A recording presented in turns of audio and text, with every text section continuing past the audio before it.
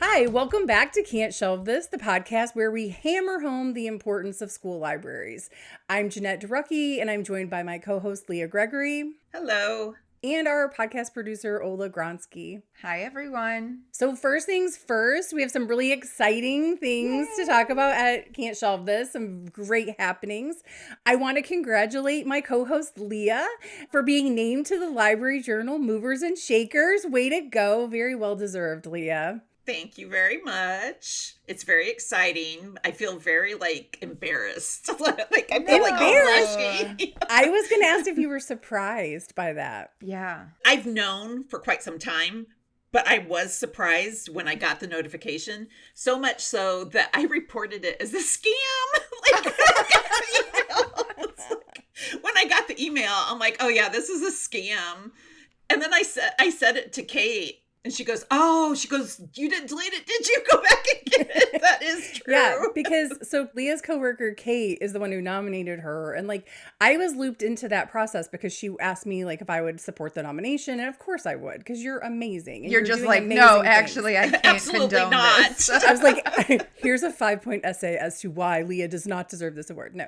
Of course I was like, yes, absolutely. So I saw your nomination before she sent it in. And it was very glowing and well-deserved. All great points. You do such amazing things. We can't say enough good things about you. So well deserved. But so I'm glad you didn't delete it. Yeah, I was convinced. Yeah. I did eventually read Kate's letter and it made me cry. And then I decided the best part out of all of it, I mean, obviously it's an honor to be named a mover and shaker by the Library Journal. And obviously it's a respected publication and I am blown away that they selected me, but I'm more touched that the people around me felt that I deserved it. You know what I mean? So. And I noticed that your little tagline is the librarian's librarian, which I love. I didn't create that. They came up with that. And I'm really? Like, that could not be more perfect, honestly. I love it so much. I was next to Janette when I read the article and I was like, why am I tearing up about this? And I have goosebumps. It is so wonderful. And I was happy because it highlights how much of a collaboration all of the work I do is. Because obviously, here you guys are. There is a shout out to the podcast in the article. Is. I was like, Leah, that was very sweet of you to do. Oh, no. That's like she asked me, what am I most excited about right now? Obviously, it's the podcast. It's my favorite thing to do. So. Oh, that's sweet. I've trained her well as her producer. No. Well, you're about to be joined by a fellow mover and shaker as one of our guests today, but we'll get to that in a little bit. So I just want to check in with everybody. We talk a lot about our reading and what we're reading and how's everything going? Are you reading anything good that you want to share? I'm actually reading the new Emily Henry, which is always a delight. A Big Beautiful Life. Great Big Beautiful Life. Just finished it. Did you? Yes. I love a grumpy love interest. When So the guy's do I. just always grimacing and he's like a sad little puppy. So what I love about the book is they obviously become friends and the grumpy guy realizes there is a conflict of interest there and he's really, really trying to do the right thing. And I just really respect a guy that does the right thing, so I loved it. Don't we all? Yeah. I love that kind of tension in a book though, where it's this forbidden aspect, but it's not taboo forbidden. It's you're come on, you can do it. It's okay. Just break the rules. I'm such a rule follower in real life, but literally in every book, I'm break the rules. It's okay. See, this is why books are a safe space to experience things you don't experience in real life. That's so true. I've talked about this before, but I just love the way Emily Henry creates and writes her characters. They always feel very real and genuine. And so the main character, of course, I just started this book, so I don't even remember anyone's name. Alice. She's Alice, isn't Alice. she? Yeah. And she's just so bright, bubbly, happy, positive thinking. And so next to that character, it's just fun to see. I love when they don't back down. They don't shrink just because they're around a person who is not that way. She stays true to herself. And Emily Henry, you did it again. Yeah, she did it. I always am afraid when the new Emily Henry comes out. I'm like, is this going to be the one? So far, she is holding strong. So every once in a while, you do have a favorite author, though, that does put out a book that you're like, this one didn't really not my hit with favorite. me. So far, so good. I did hear, and maybe this will be exciting for the Swifties out there. My sister-in-law told me that I think this book is inspired by the song on Taylor Swift's newer album, The Great American Dynasty, or something like that. That like Emily Henry listened to that song and it just sparked this idea, and she wrote the whole book inspired by that. Don't know if it's true, but it's a good rumor if it's not. I've been reading a lot of Paige Toon, and a lot of her newer books have the playlist in the back, which I love. Oh, I love when they do that. I do too. I love a good reading playlist because sometimes, like, okay, this is gonna date myself a little bit, but like when the Twilight books were coming out, and Stephanie Meyer was putting playlists in her books, and that's when I realized like she's a Muse fan, I was a Muse fan, and I was just like, oh, it was meant to be. It was like we're the same person, except I didn't write like these best-selling multi-million-dollar books, but almost, right? Almost. Kind of like this podcast is very, very similar to New Heights, you know? Right. If this podcast is like New Heights, like which Kelsey brother are you and which Kelsey brother am I? And your answer will be judged. Oh my gosh. So the reason I ask this is because Leah always says in every celebrity brother pair, I like the less popular brother. That's and so true. You know what? Like I could probably date this back to my childhood. I did always kind of root for the underdog, like the least popular person in any kind of group on television, or I mean, I always liked the drummer in the band, like never the lead singer, you know, like those kinds of things. So I guess I am drawn to that kind of character in a group. Except for your opinion on the ranking of famous Chris's. True. In that one, you surprised me because you picked the most objectively. He is okay, but okay, so here's my ranking of the famous Chris's. This is it makes me sound like such a terrible, horrible person. But if I had to rank the 4 famous Chris's, okay, the 4 famous Chris's are Chris Evans, Chris Pine, Chris Pratt, and Chris Hemsworth. Like that's kind of like a objectively, those are the right. It's like that's well known, right? Like those are the Chris's. So I pick Hemsworth, Pine, Evans, Pratt. That's my order. I don't think it's controversial. I mean, Chris Hemsworth. No, I think she's the non-controversial. I think it's controversial for you. Yes. Oh, yes. You expected me to have a different order. Yes, I did. Like, to not go with that. It kind of goes against the grain of my preferences. But I think when you look at, like, I tend to reject things that are high on the hype cycle. So there goes Chris Evans. Chris Pratt is just not my favorite. Like, he's been in movies I don't really enjoy. Like, he's not, I mean, whatever. So he kind of is at the bottom by default.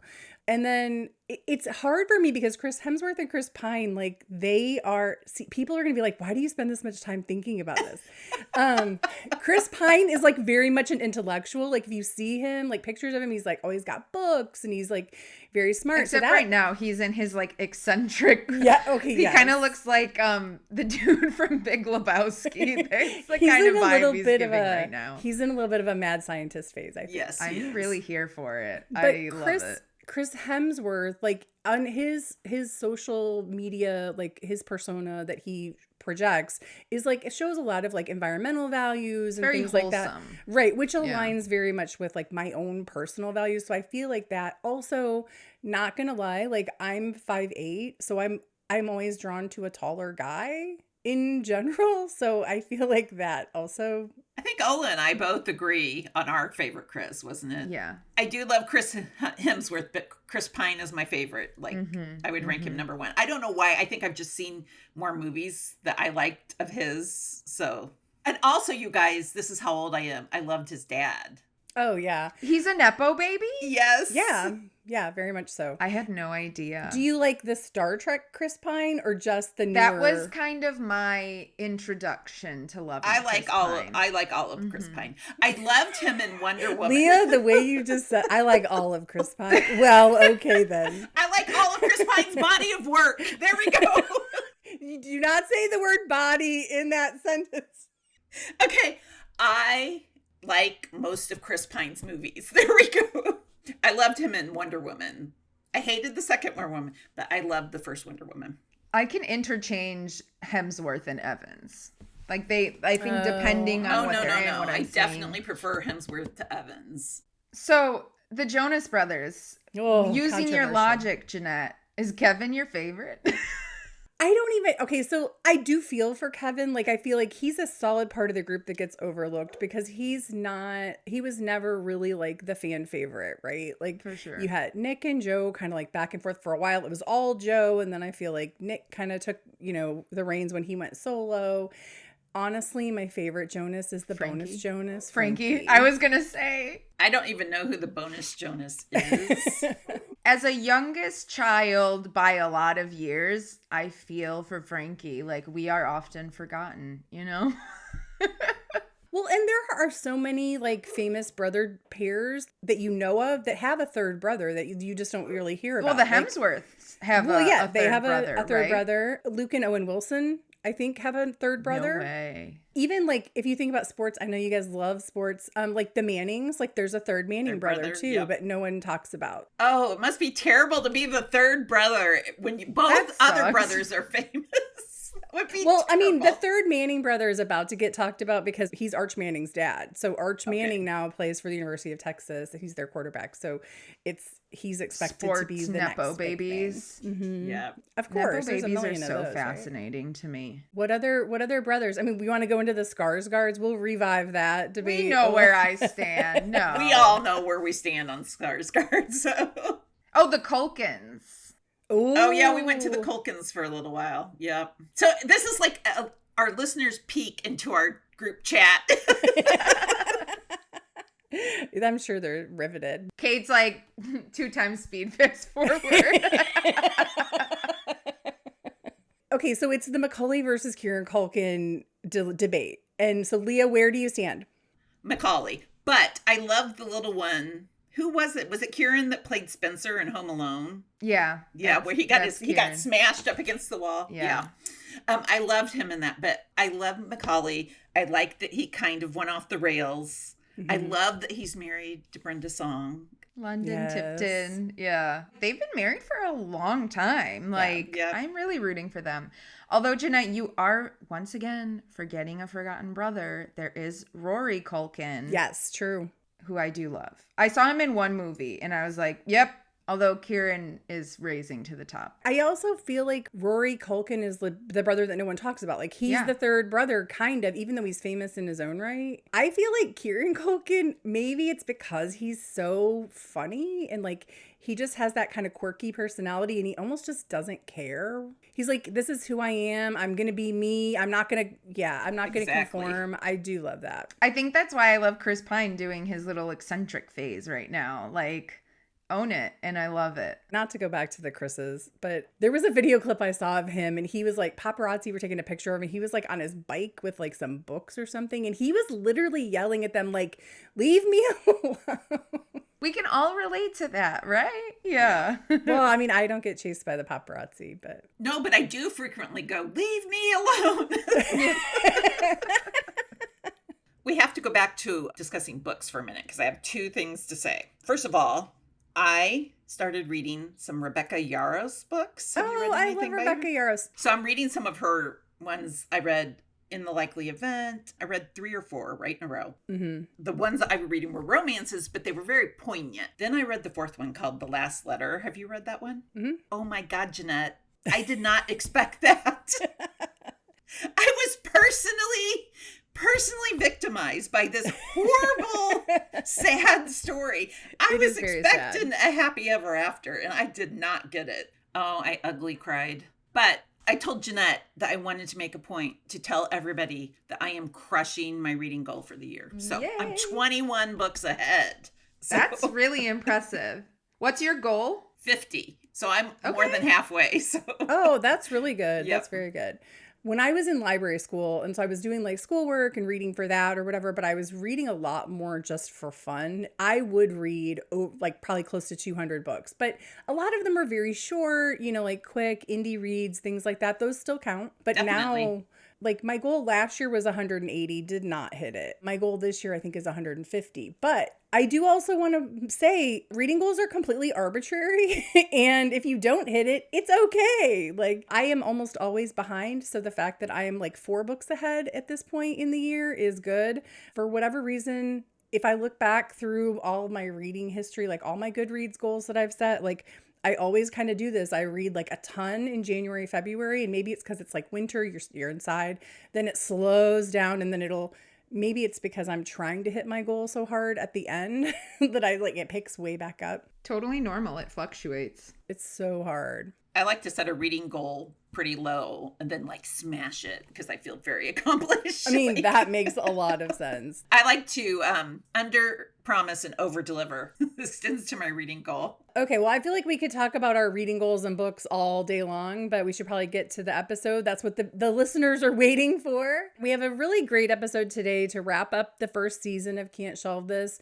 For one, I just want to say a huge thanks to everyone who's tuned in all season long, and so hopefully you'll enjoy this last installment as something kind of special. Today, we're so excited to be joined by Oaklawn Hometown Middle School librarian Heather McCarthy. Hi, thank you so much for having us today. And a few of our students were able to join us today. Welcome, Emily. Hi, everyone. Thank you for having me. And Nathan. Hello. We're so excited that you were all able to join us today. I appreciate your time and being here. And I know our listeners are going to be excited to hear from you.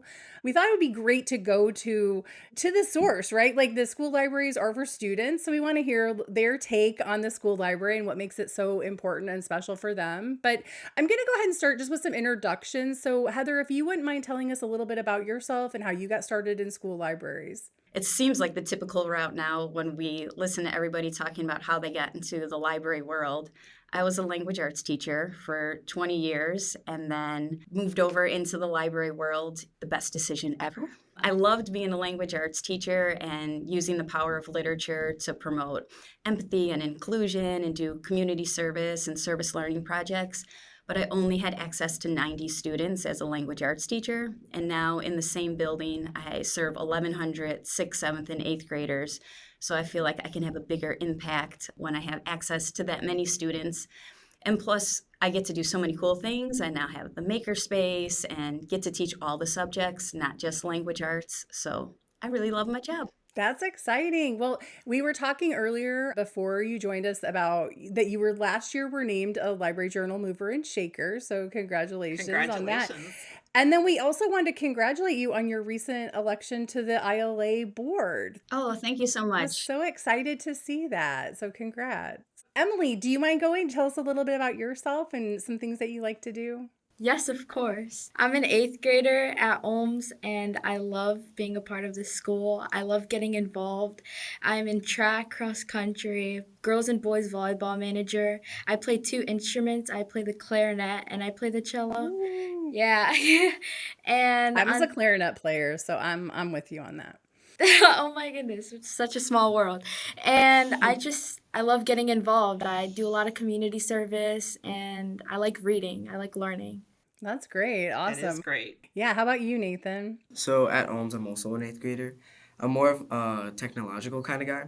I do track and I like to work with plants and I work a lot with computers, like consoles and everything. I also like to do a lot of things like I did iFest. I was the first male dancer for the school for a non-traditional dance and we had a failed hydroponics team, but we almost had it working.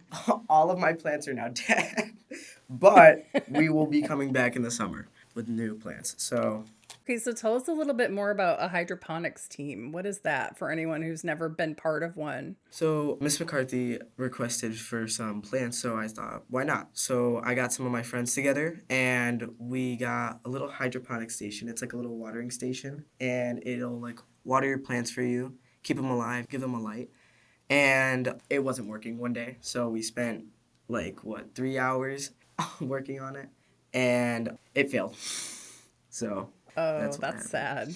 Yeah, but I've gone to conventions and sold about $100 worth of plants, and they've grown to be real big and grow long down to the floor. So you're like a little entrepreneur in your library. Sort of, yeah. Wow, it sounds like you have a lot of opportunities. You're both very involved. I'm really impressed with that. I don't know what you think, Leah, but I like to be busy in school, but I was not busy in school. I was like kind of like a wallflower, but I've learned since then that like one of the best ways to be enriched is to get involved. So I think it's great that you guys are off to an early start, and it's great that you have so many opportunities. Very cool. Well, we like to get our episodes started with like to kind of ease you into things a little bit. We like to ask you about what it's like for you as a reader. Like, what kind of reader are you? Are you mostly a physical book reader, an ebook reader, or an audiobook reader? And I'm going to ask all three of you. And like for Nathan and Emily, it might be more dependent on your access, I guess. But Heather, I'll start with you and you can kind of talk about your reading habits. I'm definitely a print reader, hardcover, hold the book in my hand. But then I also keep an audiobook on my phone at all times, like if I have a chance for a walk. I feel like nonfiction I can listen to in an audiobook, but then everything else I like to physically hold in my hand. Yeah, anything else I'm just very easily distracted. I do that a lot. Like with audiobooks, I usually have to either be cleaning my house or in my car. Otherwise, it's like I will completely tune out and tune into something else. And then suddenly it's like 2 chapters later and I'm like, I don't even know what's happening in this book. How about you, Nathan? We'll start with you. I'm more of like just a hard copy reader. I don't like listening. If I do listen to something, it's a podcast, not books. I like only reading like with a book in my hand because if I don't, then I get distracted. And same, I'll be 5 chapters ahead. I'll be like, let me go back if I am up listening to it. I'm with you, Nathan. It happens to me all the time. Well, it's like trying to find the spot where you started to like get distracted. You're like, I don't even remember what was happening when I stopped listening. So. Yeah. How about you, Emily? I'd have to agree with that. I'm more of a hard copy book type of girl. Like, I need my book. If not, if I'm listening to a podcast or like an audiobook, I will get lost on where I'm reading at and I will just like lose track and just forget about the whole thing. But I have realized more that I like listening to podcasts while I'm like doing something chill around the house.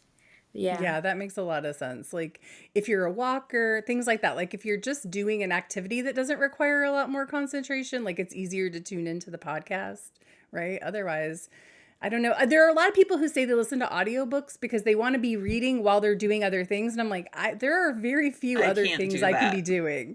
Yeah. It sounds like you're all the same way. So we're like in good company. I appreciate that. So I noticed that you're joining us from your podcast studio. Okay, so first of all, I'm like, how cool that you have a podcast that studio. That is very, right? very cool. So I was hoping that Nathan and or Emily could tell us a little bit about your podcast studio and what kind of things you do there. I mean, obviously podcasts, right? But what else do you use it for? Or do you have a podcast? So I don't personally have a podcast, but during our core classes for ELA, sometimes we come upstairs and like roam around the library. And I love coming to the podcast studio and just like having a nice conversation.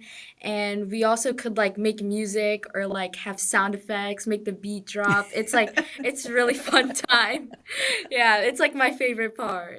It's really good. I like it a lot. How about you, Nathan? Do you get a lot of time in there or? In the upcoming years, I haven't really. It's more of like schoolwork that I have to do. I'm also a music guy. I play almost 10 instruments. Wow. And I used to make music in here with some 8th graders at the time, but we would make music and I would just produce it. We have like a little station there and you can like change how loud the music is or how loud the mics are. So yeah, I love doing that. So it's a recording studio / podcast booth. Mm-hmm. That's so cool. Okay, so tell us more about these 10 instruments. I am intrigued because I mean, I was already like super impressed with Emily and she's saying she plays the clarinet and the cello and I'm like, that's amazing.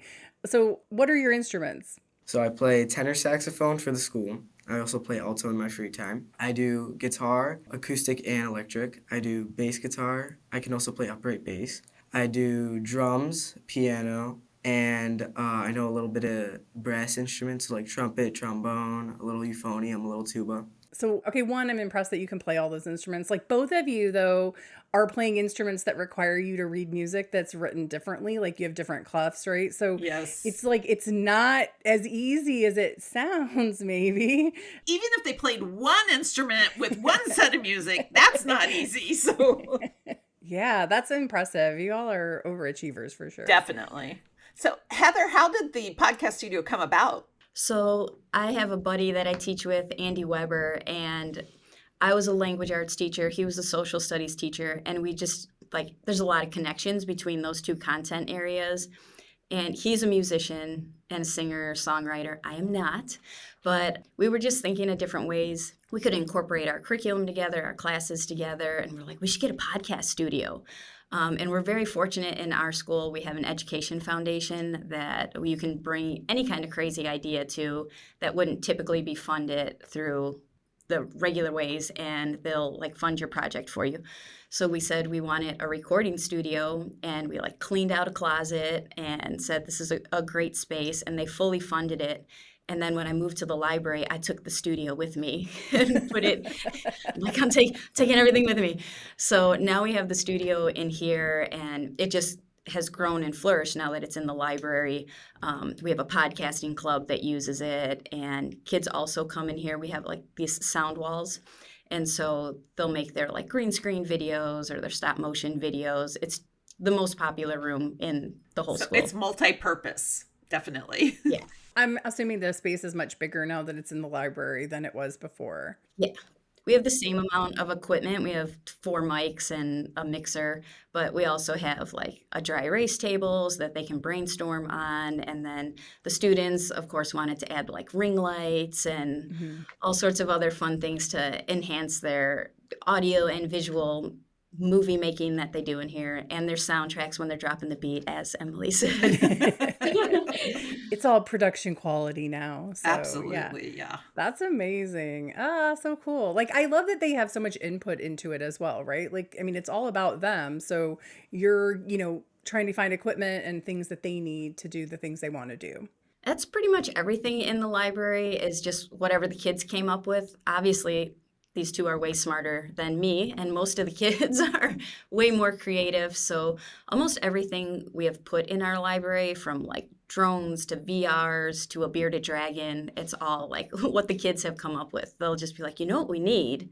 And then we just figure out a way to make it happen. It's great to see what gets them excited, because it does change over time, right? Like with the different students that cycle through. So you've got to constantly that's one of the challenges I think of school libraries, right? Is to constantly just be evolving and changing with the students in it. So that's so cool. Okay, tell us about this bearded dragon though. I want to hear more about that. Sure. Okay, so we have a bearded dragon. Did we get it in 6th grade? 6th grade, yeah. My 6th grade year, we got a bearded dragon, and its name is Beans. Oh. And it was like a whole school wide, what should we name our bearded dragon? So we went in and we took a vote, and Beans won, and it was such an amazing moment, to be able to have a bearded dragon in your school. This is so funny because I've actually heard about Beans before, because didn't Ola tell us about Beans? When she went and visited? Yes. Yeah. As soon as you said that, I'm like, oh, I've heard of Beans. Beans was one of the highlights of Ola's visit, I think. Yes. At first, I was so scared. I was like, no, I'm not going by Beans at all, because it has that reptile-y skin, and I'm like, no. But you'd be surprised. It's actually very calm and very chill with you. That is so cool. What kind of care does a bearded dragon need? The kids completely take care of the bearded dragon. I don't do anything at all. So I have my morning library kids. They come in and give it its kale. They feed it worms and crickets. They clean the cage. They clean the water. And then my only job is during spring break or winter break, I just bring the bearded dragon home to my son, and then he takes care of it. And then we just bring it back, and the kids take care of it. So there's nothing that I have to do, which is great. But the bearded dragon is super, super chill. It just hangs on kids all day long and roams around the library. And cool. Okay, so it's not confined to its environment, right? So it can roam free. It has a space that it stays in at night, but typically throughout the day, it's just hanging on a child somewhere in the library. Most of the time, it's the end of the class, and I'm like, who is the bearded dragon? Let's put Beans away. Put your stuff away, and also put the bearded dragon back. I don't know if I could have a reptile roaming my library. That would probably make me a little nervous. It also depends on some of the teachers. We know some teachers coming in, could you just keep Beans over in the makerspace area? And then there's other teachers that just grab it and they're holding the bearded dragon and taking it away from the children because they want their Beans time. Beans forever. So I wanted to get a little bit more into like what brings Nathan and Emily into the library. If you're willing to share with us, like what was the first thing that made you come in to use the library? Was it your coursework? Have you always just enjoyed the school library even before you got to middle school? So I personally always loved going to the library ever since I was I don't know, 4 or 5 years old. My mom would always take me to the library, pick out some books, go do the little activities, the scavenger hunts there were, and that's where I fell in love with the library. And going into elementary school, we had our own library in our school, and it was a game changer because at the school I was at before, we didn't have a library, we had to go to our public library. So when I got to our school and we had a library, I was so happy. And during my free periods, I would go and help out my librarian, organize the books, put them where they go, and check the books in and help kids check them out. And when I got to middle school, I loved it even more because we had this new remodeled library with new books and all this new stuff that I could work with. It was so eye-opening, and I loved it. Someone get this girl into library school. Yes, definitely. Future librarian, maybe. I don't know. No pressure, no pressure. That's amazing, though. I also love that. I mean, this is kind of a sad, but also a good point for us to hear that, you could tell the difference as a student in a school where you don't have a library and where you do. It did make an impact on you. And that's something I think we don't think of enough. We're always thinking from a lesson standpoint or, a classroom academic standpoint. But the fact that you as a student, even a very young student, elementary school, noticed that something was lacking. What about you, Nathan? What was your history with the library? When I was younger, we had the Oak Lawn Public Library, and my brother would take me there. And I didn't see the library for books. I kind of used it for electronics because I always knew I liked them. But when I got older, when we came to Ulms, I was like, whoa, this is cool. And just then I was getting into books like Percy Jackson. And I like to read books, yeah, but I also like to do more things than just reading books. Sometimes I come in, I say hi to the kids, and I work on the electronic stuff. Other day I came in here for drones and helped hook up the VRs to the TVs and everything. So what brought me into the library was since we're advancing in technology, you can now listen to audiobooks, borrow digital books. And when I was younger, I realized that and I thought it was so cool. So yeah, it sounds like you're just really interested in the technology piece of it. And that's something that I think is really great about school libraries too, is that it's not just books, right? There's all different kinds of things you can do in a library. And, we talk a lot about ways to bring in kids that aren't readers. How do you attract, some libraries will have game days or game nights, where they play role player games and things like that, a whole Dungeons and Dragons kind of thing going on. And there's a lot of technology that happens in information spaces. I know I'm very into coding. I'm actually a data analyst at the system that I work for. So I do a lot of Python coding, and coding languages are something I'm really interested in. So for me, those are the resources that I kind of am attracted to in library space. So I think that's cool that you have some of those interests as well. I have to say, I think we've already learned two very important things. One, the library just has to be there. Right. And two, it's not just about books. It's a very clear example here that, we have great books and he loves to read, but he is way into a lot of different things. And if the library is not there and they don't have a lot to offer, then maybe Nathan wouldn't be a regular visitor. Yeah, it's almost like Heather coached you to what to say. No, just kidding. Because it's funny, and I make that joke only because of the fact that when librarians are talking about this stuff, we're always sharing stories about the students that we work with, but also talking about these very same things that you are both pointing out, is that, we notice when there's no library. We notice when the books, one of you mentioned having a brand new renovated space and how that feels. It feels different, right? Than walking into a old decrepit dungeony look space that's dim and the books smell weird and all that kind of thing. It's a different kind of feeling. You feel like it's important. It feels like you matter. I guess that is a good transition into what kinds of things can you do? I mean, you've already told us a lot of the amazing things about your library. Are there other things you want to share that you love about it, or activities and things you can do? Okay, wait a minute. we just had a short break due to some technical difficulties and the quail eggs come up. So I want to hear about that. We did just have quail eggs in the library. Again, it's whatever people want. We just make it happen in here. And so we had about a dozen quail hatch, and the kids got to come in and out all day long. We actually got to watch them hatch, and then we took them from the incubator into their brooder, and then the kids were able to take care of them until we returned them to the farm. So it was all day of just kids like running in to get a quick check. We actually had to set up an iPad and record it because there was just so many kids running in and out, in and out. And it happens that the library is right above the main office. And so all the time, we don't have the traditional, quiet library. So I get a lot of phone calls like, what are you doing now? Or like, what's happening up there? That is the library up there, right? Okay, this is the absolute best story I have heard about proving to your administration that the library is getting used, because they call you to tell you that too many kids are running in and out. That's amazing. Or what we've learned is your library should be on the upstairs of a 2-story school so that people can hear the traffic from downstairs. That's amazing. I love that you have so many like non-reader kind of focused things, and like thinking about the setting of your school, like where it's located in the suburbs of Chicago, like knowing that some of your students may not have access to things like farms, quail eggs, in bringing those experiences to the students is a great part of what the library is about too. And I think this is a perfect example of that. Thanks. So what are some other activities you've done in the library, Emily and Nathan, that have been your favorites? So we have a drone program, and it started a couple months ago. And every Wednesday on a late start, or every other Wednesday sometimes, we come in, we take the drones, and we do like missions to simulate like real life situations, like the fires in California, I'm pretty sure.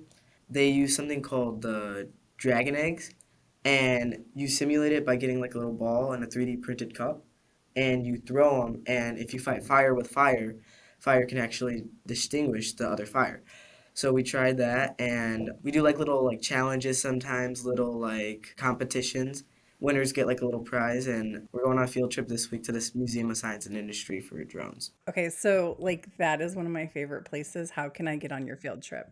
So Heather, is that your field trip, or is that like in conjunction with other teachers? Because as a librarian, I never got to take the kids on a field trip. I could go on them with other teachers, but all I do is plan field trips. I love getting everybody out of the building, and I love getting out of the building.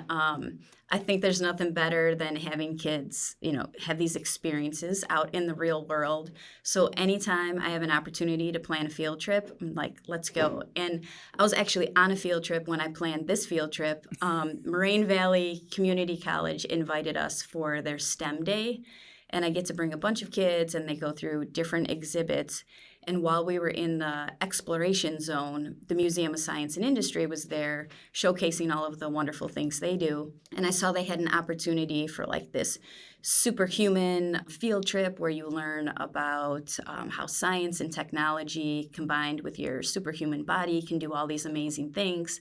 And I was like, oh, how do we get, like, we want to go. And they said, well, it's happening next week. I'm like, we're available. Like, send the bus. We'll go. Yeah, it's just, if I have any opportunity to take the kids, any group of kids, out of the building and experience something new, I get a lot of support. Yeah, and we are really fortunate, especially like in the Chicagoland area. I can speak for, this area. We have a lot of great resources and programs like that, it's just a matter of having the time and the capacity to get to them. But like Museum of Science and Industry, the Field Museum, we're so fortunate to have places like that for kids to be able to go and learn that are close by. I travel a lot around the southern part of the state, and we're obviously too far from Chicago. My part of the state is very close to St. Louis, so the schools, frequently go to St. Louis. But then I was like over talking to some very deep southern Illinois librarians and some far eastern Illinois librarians, and I realized they all are making this happen for their kids. They are carting them to Indiana or Kentucky or someplace where there's a larger city where there's great things for them to see and do. Because a lot of my school libraries are very, very rural. So they have the opposite. They probably can see birds hatch on a regular basis, but they probably don't get to see the drones. So I think that's great that libraries are such a part of like making the kids' horizons bigger. Do you have anything you want to share, Emily, before we move on? We have a lot to offer in our library, and there's always something new going on. We have 3D printers with the drones and making prosthetic arms. We have used the 3D printers. Just no big deal making some prosthetics. Like, it's fine. All in a day's work. Yeah. What's the funniest thing that's ever happened in your library? Do you have a funny memory? From time to time, I do like to help, and I just so happened to be the mascot for one time. And my helper, he likes to mess around with people sometimes. So Miss McCarthy, he goes up to Miss McCarthy, he goes, "Can we go into the library real quick? I have a plan." She goes, "Yeah, sure." So I'm hiding it as the costume, and I'm like pretending to be all limp. And they're like, "Oh, they put the costume here, so that means there is someone roaming around. Oh, they must have taken it off." And they go to touch it, and one of them touches it. And I like get up and I start like moving around and they start screaming and everyone's like running. And then the office calls, right? From downstairs. What's going on now? Yeah, no. That's amazing. How about you, Emily? Do you have a funny memory? All right, there's a lot, but one of my favorite ones was when we were help organizing for the 6K that we traditionally run every year, and Miss McCarthy helps organize it. We were shooting some content to get the word out there that we were having a 6K and to raise more money. We were like all getting like all hyped up, like doing all this content, and we got so ahead of ourselves that like we forgot like the whole thing. One of our friends went like, "Stop!" Like she went, "Stop!" And then like we all just like jumped up, and once again the office probably went calling Miss McCarthy what we were doing up there. But yeah, and we ended up like scratching the whole thing. We had to go edit the video out, and it was really fun because we got the video on clip, but it deleted, so it was like it was a moment. Yeah. She's like, it was a moment. That's what school is about, is like moments that you're going to like remember always. Yeah.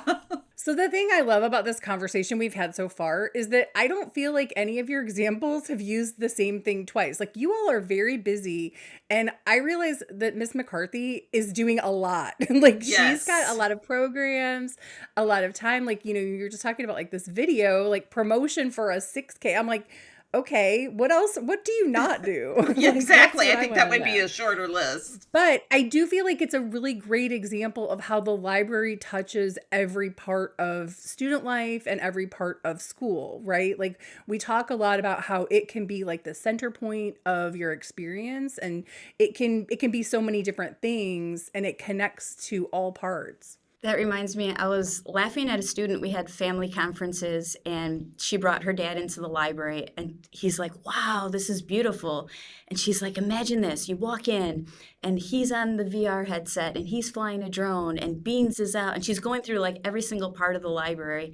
And he's like, "Wow, is that how like you would summarize the year so far?" And she's like, "No, Dad, that happened this morning." And he's like, "Oh, okay, all that?" And I'm like, every morning, the kids just, we open the library early and the kids just pour in, you know, if they're going to get up an hour before school starts to come in and do some extra activities or just hang out with their friends or eat breakfast or whatever, we just open it up, and that is basically what it looks like every morning. You know, there's like the kid in the corner playing his instrument while the student right next to him is reading a book and doesn't care that there's a trumpet in their ear, and everybody, it's just a great place for everybody just to come together and do what they want to do and feel safe and loved while they're doing it. That's so cool. So I have a question for Nathan and Emily. What does Ms. McCarthy do that makes you feel comfortable and welcome in the library? You both talked about feeling like you belong there and like you can come in there anytime, and there's lots of things that you want to do there. But what is it that makes you feel like it's your space and it's a safe space? Well, for me, it's just her energy. Miss McCarthy, like, she'll tell you right away. Like, she'll crack a joke. Like, she just gets us. Like, she's not like your typical, like, adult that's like, "No, don't do that." Like, "No, stay quiet. This is the library." Like, she's that teacher that's like, "Go ahead, go do it. Like, I don't care. Like, go bonkers. You could go fly that drone. Yes, you can go read that book." Like, she just brings that energy there. Like, you feel welcome right away. Like, there's no need to like be shy or be nervous for anything. Like, you could just be yourself. I love that. During media productions in first trimester, you just record stuff. And for my final project, I go, Miss McCarthy, I need the library, I need the iPads, and I need all this. And she's like, sure. Yeah, you can have it. And I'm like, oh, okay. And she's like, so I did multiple days. She like made sure no one touched the iPad I was recording on. Like how Emily said, she's like very like, yeah, sure, go ahead. We were able to like reserve the podcast room for like a scene because I was doing like a detective movie. I had like a bunch of like people come in and like do cameos from my past projects. And talking about like drones, she like looks at the papers and like all the directions. She's like, yeah, no, we don't need this. So if you guys want to do something, you guys can do it. I'm pretty sure you guys know how drones work. Here's an iPad. Here's a drone. Have fun. And it's just, you feel like so like welcome, and you feel like that you can put anything that your mind wants to it. Like I was able to make that movie possible. I was working on it for weeks, and she just made it like, she cut down the process so easily. And the drones, it's just so much fun to work with that. It sounds like she's just like on your team. You know what I mean? Like you feel like she's on your side, right? Yeah. I want a Miss McCarthy. I do too. Also, Leah, we need to get Nathan's autograph now before he's famous, because I feel like there's a movie in his future somewhere, right? Like that's definitely coming through. One more thing about Miss McCarthy is that if she says she will do it and she'll get it done. Like planning a field trip, like she'll be like, yeah, we're going to go there. Bam, the next week or two, there's a permission slip form ready to get signed, and it's like she'll get it done and like she'll be there. It's crazy how she gets everything done. That's amazing. Yeah, so grateful to have her. Heather, you sound amazing. Thank you for all you're doing for your school and for your students. But this is also a good time to ask you then, like, what advice do you have for other school librarians and how they can make this happen? Well, I'm in a very fortunate space. Like, we have good kids, like really, really great kids. And so when you take away all the things that you typically have to worry about with students, you know, like they love the library, they want to use the library. And so we don't see like a lot of classroom management issues or other things you might see in typical classroom setting, because they're just like so grateful for all the things that we have to offer them. I also am really blessed to have like the Ed Foundation that helps fund things for us, and all the way from top level, like our district really believes like the library is the heart of the school, and they have completely renovated our library, and then each media center in the elementary buildings, they're going through and renovating each of them so that when you do walk into the space, it just like you have that great loving feeling. But my advice to other librarians is just like listen to the kids. I feel like they're so much more creative and innovative than a lot of like the adults that maybe like need that new creative spark. The kids know what they want, and if there's any way that you can even provide like a piece of that to them, then like they'll figure out the rest. You just have to like get them started, and they'll be so happy to just come back and keep working for you. That's great advice. It is hard, and I think we hear from a lot of librarians who have a lot of great ideas but don't know how to make it happen, but also then some who feel like they're kind of stuck in a creative rut. And so I love the idea of like turning it back to the students to get their input and their take on what they want to see happening, because ultimately it is for them. I mean, yeah, we have this professional responsibility for like curriculum alignment and those types of support and material, you know, collection management and stuff like that. But at the end of the day, what brings kids into the library is sometimes almost more important than that, right? You've got to get them to engage in the first place. And also something I want to go back to was the failed hydroponics. Because a lot of people who try something and it doesn't work out, they're like, that was a failure. But Nathan doesn't look at it as a failure. And I'm pretty sure Heather doesn't look at it like, you tried it. You learned something. We're going forward from here. I mean, that is what learning is. So we're like experts at failing and trying again here. I'm very comfortable with letting the students take control. And that does mean like the bulletin boards and the displays are a little bit crooked, but you know, they're still up, and it means that the books are not shelved in exactly the right place, but they're pretty close to where they need to be. This is their space, right? I mean, they're the ones that are using it. They're the ones that own it. I'm just the one that's like, what do you need now? Like, we'll figure out how to get it. Here it is. Now you go figure out how this works. Would I ever put hydroponics in my library? No. Nate won't tell you that we flooded the library 3-4 times.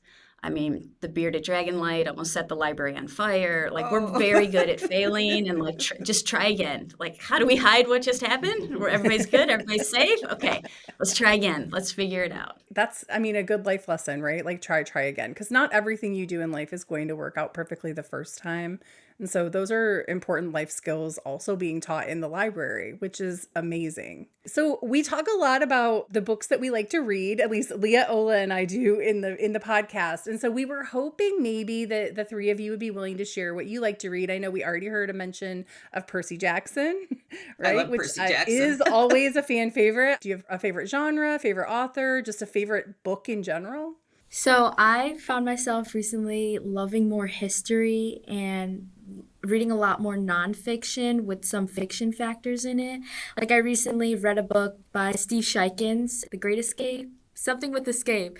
And I love that book. It was a great book. I was like a bookworm. Like that book was in my face. I like learning about history, like how you can grow from things and how things changed over time and how we evolved as people and as a society. Like I like learning about history and the factors that comes with it. I love a good narrative nonfiction myself. So it's nonfiction, but it reads like a story. Yeah. What kind of history do you like to read about? Like anything in particular? So right now I was reading a lot about World War I and World War II during those wars. And those are like my favorite because like it like shows like how people, they were really resilient during those times and how they faced so many challenging factors. And it shows me like how I should be more like grateful, like how I live in a society where everything is protected and how we have the freedom to do everything we want. And it's like, it's crazy how we've came over time. Yeah, I think you can learn a lot by looking backwards sometimes, right? But you gotta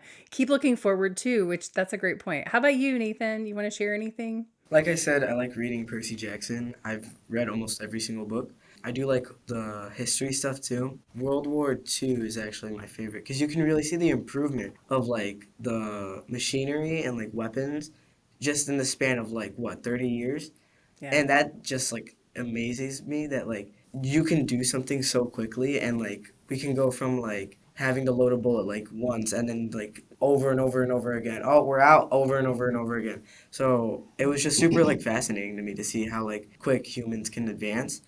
I love that you all are getting to experience like all these different genres too. And the fact that you read nonfiction, I still as an adult don't love nonfiction. I do love history, but I don't really enjoy reading nonfiction. So yeah, stick with that. It'll serve you well later. I wanted to talk about like how you find books. Like how do you decide what you're going to read next? Because that's a hard thing. Like me, I'm a mood reader. So I just kind of jump from thing to thing based on what I'm in the mood for. And some of what you read probably has to do with like school assignments and stuff like that. But when you're picking something for fun, how do you choose? Is it social media? Does a friend recommend something to you? Like how do you find books? I thought you were going to ask, how do you find the time to read with all of the things that you do? For real, that. How do you find the time to read? But once you decide you do have some time to read, there. Yeah. So personally, it's like what's like catching my eye. So if like I have to agree with you, like a mood reader, like if it's like during summertime, then I want like a summer book or something that'll reflect summer because like I'm in the summer mood. But right now, since I'm like really like studying for like tests and like World War I right now in World War II, sorry, we're learning about in social studies, the Cold War, into that genre. I've been more about like that side of history, but definitely during like the fall and during like winter, I'm more about like those mysterious kind of books because it's like, it sets the tone for like the season. And I'm just like, that's how I like to find my books. Yeah, same. I personally am not a mood reader. I just need action. And if there's not any, then I'm like... Let the record reflect that he rolled his eyes in case you're not watching this. Yeah, I just mainly like World War I, World War II, Cold War, Vietnam War, Korean War. It's just so fascinating to me that like you can just like learn all that just from like a book. But this is again too like the power of books. And I mean, I feel like I'm preaching to the choir, right? But it's like being able to experience something that you were not alive for. Like I wasn't even alive for that. So like, and I'm really old. how else do you learn about those things or know what they were going through? And I love that like Nathan has picked up on like the technology piece of stuff, right? Because like for me, when I read about those time periods, I focus a lot more on the politics and the way that like that evolved, but I didn't really think about the weaponry part of it. It's like that for me, that was just like a foregone conclusion. And well, he's a tech guy, yes. But that's kind of what I'm getting at, right? Is like your own personal interests are hidden in all these different facets of the subject matter, and like there's books that get at all of it, right? Do you think that you're like little book influencers in your school? Like, do you share your love of books? Do you talk to your friends and do you encourage them to read what you're reading, or how does that work? Yeah, so the book that I just read, the one about like the escape with Rudy, his name is the main character. I gave that book to one of my friends, Anya, because we all went to a field trip thanks to Miss McCarthy. And we actually met the author who wrote that book. And we were all fascinated. Yeah, we were all fascinated by like how he went through the story and like how the process of making the story and getting intel on like all the characters. Like the book like overall was very greatly like wrote. And I told my friend Anya, like she saw me reading that book like day after day, and she's like, what are you reading? Like it looks like such a good book. And I was like, trust me, you need this. I'm gonna give you this book. And I believe she finished it. She showed me, she's like, I'm done, I finished. She's like, such a great book. And I'm like, I have to agree with you on that. Yeah. One of my favorite things is to chat with my friends about books that we both read. Sometimes you need to just like debrief, right? We're going to talk a little bit maybe about like what's next for both of you. Like you said, you're 8th graders, right? So first of all, do you have big plans for the summer? So for summer, I'm not done with school and I'm doing 2 sessions of summer school. So I will not be getting a break. And then I'm also doing summer camps, like a music camp, and you play in like a band. I'm doing wrestling over the summer, so I'll be doing that. I'm doing Algebra 1 and World History to get some more electives. So I'll be busy, and then after, I think it ends at 2, I'll be able to hang out with my friends. So hopefully I'll be very productive during the summer. Then 2 weeks before high school starts, I got marching band camp, so that'll be fun to be in the beaming hot sun. Very cool, very cool. How about you, Emily? This summer is going to go by so quickly. I have a lot of traveling to do, a lot of camps to do. Right when I graduate, I'm going to Arizona to meet some family down there. They just moved. And then after that, I have some camps to do, cheer for high school. And I'm thinking about doing flag football. And towards the end of the summer, I'm going to Mexico for a wedding. Wow. International traveler in our midst right here. And I'm going to be a part of a cotillion. So I'm going to be in their court. So I'm going to be dancing for them. It's going to be really fun. And then towards the end of the summer, I'm also going to be in marching band. Oh, cool. Now, will you go to the same high school? Yeah, we actually are going to the same high school. Very, very cool. Are you excited for high school or nervous, or do you have any feelings about it? I'm a little mixed emotion about it. I'm kind of sad because like I'm leaving all my friends and like leaving Ohms, which is like the place I've known for the past 3 years. But I'm kind of excited to meet the new people and like be in a bigger school with like older people and like get to make new connections with others. Your high school is going to be lucky to have you both. I agree. Oh, thank you. For high school, I'm going to have a huge reputation because of my sister. So I don't know what to expect of it. All the teachers have like noticed me. They've been like looking at me and then they go, "Are you Emma's younger brother?" And I'm like, "Yeah." And they're like, "I'm expecting a lot out of you." And I'm like, "Oh, great. Isn't that just fun?" That's hard. And you have my brother Tommy and my other sister Abby, and they remember me because of them. I like resemble like all 3 of them, so. You can't escape it. No, it's hard. I have 2 older sisters, and I will tell you, like, and we're all like 1, 2, 3, like right in a row, like in school. And so by the time I got all those teachers, they were like, "So," and I was like, like I was always just somebody's sister. It is hard, but you know what? You do you and be yourself, and they're gonna love and appreciate that too, I'm sure. So don't let it get to you. That's my advice. What about Heather? What are your next big plans? I travel all summer long. I love traveling. I like to do what I call travel with a purpose. I try and pick one trip each summer where I can do some volunteer work or community work and then bring it back to my students and then say, like, this is what I did. What should we do here? So that's why Emily mentioned the 6K. I've traveled to Africa a bunch of times, and we're currently working on building a library in Zimbabwe. And so the kids do fundraisers here at the school. I've volunteered on an elephant sanctuary in Thailand. And yeah, I know. I want to do that. Oh, that sounds so amazing. Even shoveling elephant poop. I'm like, this is great. This is amazing. Love it. This is my favorite kind of poop shoveling. Yeah. And then this summer, I'll be working on a coral reef project in Indonesia. That is so amazing. Okay. I just feel like a very low achiever now that I've talked to all these people. Thank you for making me feel like bad about myself. No, I'm just kidding. I'm just kidding. But I am very excited for all. I mean, you all are going to have a lot of amazing experiences. And that's, yeah, I don't have anything nearly that great planned for this summer. I'm going to Detroit. That's not exciting. I'm going to Michigan too this summer. So maybe we'll run into each other. Yeah, nothing against Detroit, but it's just, that's the extent of my excitement. Nothing like super different from, I guess, my regular life. So this brings us to like what we consider to be the closing segment of the podcast. And this is where we talk a little bit about mental health and well-being. And this is something that we try to remind librarians specifically about, that it's important to take care of yourself. And I think students, like, that's a good lesson for you too, right? And there's a lot of focus on your own mental health and well-being in your education and making sure you're taking care of yourself. So what we like to do is just ask our guests, like, what's something you like to do to de-stress, or how do you take care of yourself? Like when you're in a tough spot and you just need to kind of like get away, what's something that you like to do? So when I need something calming to do, I like to go on a walk. So I'm a runner and I'm a walker. I love to just go on a run, let that like anger, all that like tensity I have, and just let it go by walking or running.